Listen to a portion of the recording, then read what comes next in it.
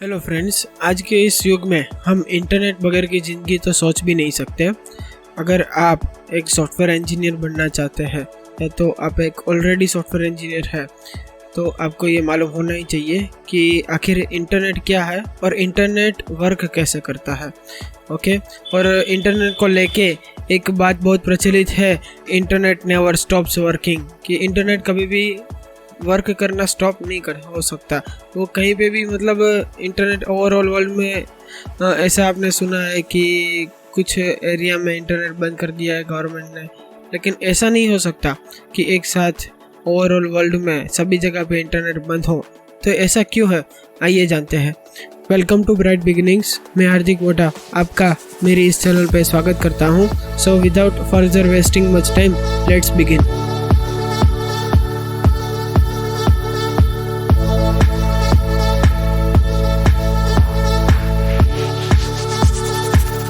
सबसे पहले इंटरनेट कोई एक इंडिविजुअल या कोई ऑर्गेनाइजेशन या कोई एक कंट्री पे बेस नहीं है। The word internet is formed with two words. Internet दो शब्दों में से ये वर्ड निकाला गया है। तो पहला वर्ड है इंटर और दूसरा है नेट। अगर इंटर की बात करें तो वो एक लैटिन वर्ड है जिसका मीनिंग होता है कुछ दो चीज़ों के बीच में, और नेट की बात करें तो वो शॉर्ट फॉर्म है नेटवर्क का। तो अगर हम एक सिंपल वर्ड में कहना चाहें, इंटरनेट का मीनिंग होता है बिटवीन नेटवर्क्स, यानी कि बहुत सारे नेटवर्कों का बीच का नेटवर्क, उसको हम इंटरनेट कह सकते हैं। इंटरनेट को दूसरी भाषा में किसी लोगों को मिसकंसेप्शन होता है कि इंटरनेशनल नेटवर्क भी बोल देते हैं इसको, या तो फिर इंटरकनेक्टेड नेटवर्क भी बोलते हैं, लेकिन इसका राइट मीनिंग होता है बहुत सारे नेटवर्क या तो दो नेटवर्क के बीच का नेटवर्क, उसको इंटरनेट बोलते हैं। इंटरनेट आजकल ओवरऑल वर्ल्ड में सभी जगह पे है। इंटरनेट की बात हो तो इंटरनेट सर्विस प्रोवाइडर को हम भूल ही नहीं सकते, क्योंकि आईएसपी की बदौलत ही इंटरनेट चलता है। लेकिन आईएसपी की बात करें तो यहाँ पे कोई एक आईएसपी नहीं है जो इंटरनेट का मेन कहे तो मैनेज करता है, या तो फिर उसके अंडर में पूरा इंटरनेट आता है, ऐसा नहीं है। इंटरनेट का मेन जो कुछ भी होता है वो टीयर 1 से होता है। देन आफ्टर टीयर 1 नेटवर्क को टीयर 2 को फॉरवर्ड करता है। देन टीयर 2 वहाँ से फिर से नेटवर्क लेके फिर टीयर 3 को प्रोवाइड करता है, या तो कई बार टीयर 2 डायरेक्ट कस्टमर को सप्लाई करता है। देन आफ्टर टीयर 3 वहाँ से लेके एंड कस्टमर को प्रोवाइड करता है। ऐसे पूरी एक चेन बनी हुई है। तो आइए हम देखते हैं वर्ल्ड मैप, ताकि हमें इसका ज़्यादा डीप से आइडिया हो कि आखिर कैसे है। जी हाँ फ्रेंड्स, ये पूरा का पूरा वर्ल्ड मैप है। ओके, और ये आप जितने भी केबल्स देख रहे हो, ठीक है, समुद्र के अंदर से, ये सारे के सारे ऑप्टिकल फाइबर केबल के कनेक्शंस है। अगर हम एक इंडिया की बात करें तो हमारे इंडिया में इंटरनेट का मेन जो बेस है वो मुंबई है। देन आफ्टर दूसरे भी उसके कुछ है लोकेशंस इंडिया के अंदर, ये आप देख सकते हैं 1, 2, 3 और 4। बाकी मेन जो है वो मुंबई है। ओके, तो ये कनेक्शंस यहाँ से होके सीधे दूसरे कंट्री पे जाते हैं, दूसरे कंट्री से होके तीसरे कंट्री पे जाते हैं, तीसरे से चौथे। वैसे कंट्री टू कंट्री कनेक्शन जो कुछ भी होता है वो टीयर 1 कंपनियाँ करती है। ओके, और ये भी कोई एक कंपनी पे बेस नहीं है, जैसे मैंने आपको बोला बहुत सारी कंपनीज है। मोस्ट पॉपुलर कोई एक नाम बोलूँ तो AT&T कंपनी है, ठीक है। वैसी सारी कंपनियाँ जो टीयर 1 कहलाती है, टीयर 1 की श्रेणी के अंदर आती है, वो कंट्री के बीच में कनेक्शन करती है। देन आफ्टर एक कंट्री के साथ कनेक्ट हो जाए, फिर उसका जो मेन पॉइंट आता है वो, मान लीजिए हमारे इंडिया में मुंबई में इंटरनेट का पोर्ट आया, ठीक है, तो यहाँ से आप हर कोई कंट्री को एक्सेस कर पाओगे। अब ये पोर्ट जो है यहाँ से कनेक्शन जो लेता है वो टीयर 2 कहलाता है।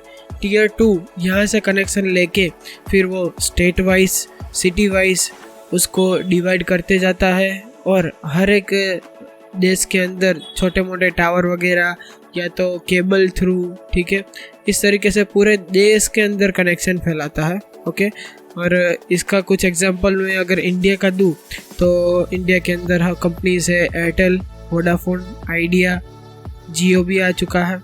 ठीक है, तो ये सारी कंपनियाँ टीयर 2 कंपनियाँ कहलाती है। कई बार टीयर 1 कंपनी और टीयर 2 कंपनी दोनों सेम भी हो सकती है।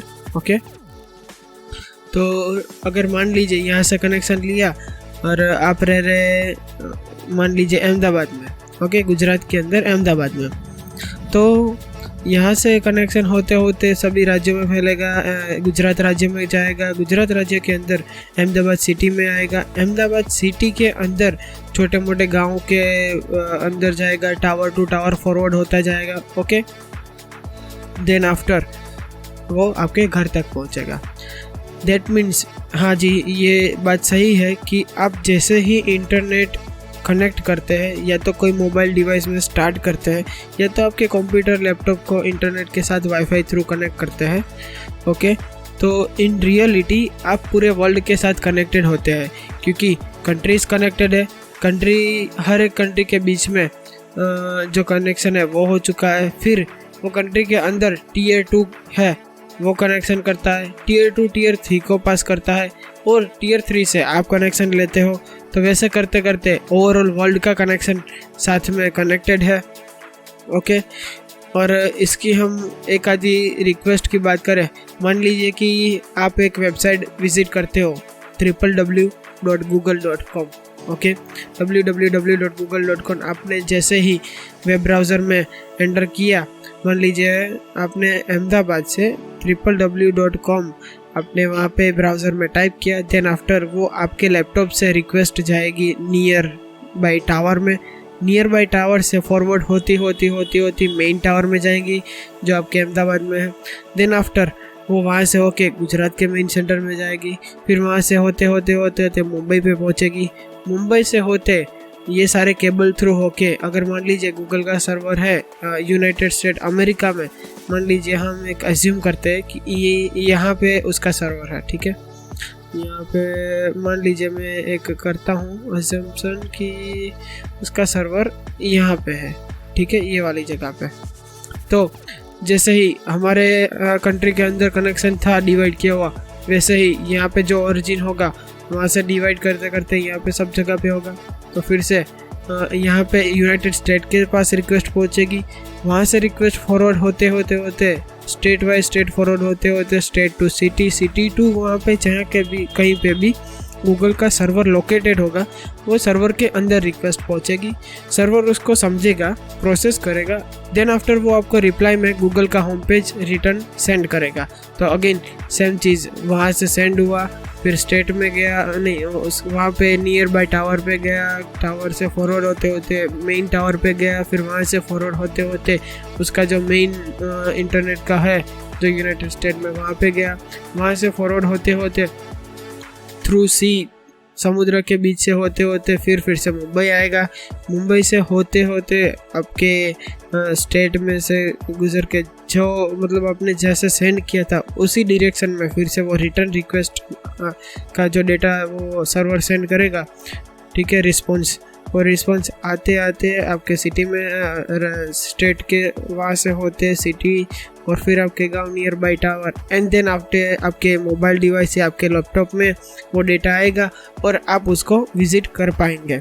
तो इस तरीके से इन रियलिटी में ये सारी की सारी process within some millisecond के अंदर पूरी की पूरी ख़त्म हो जाती है।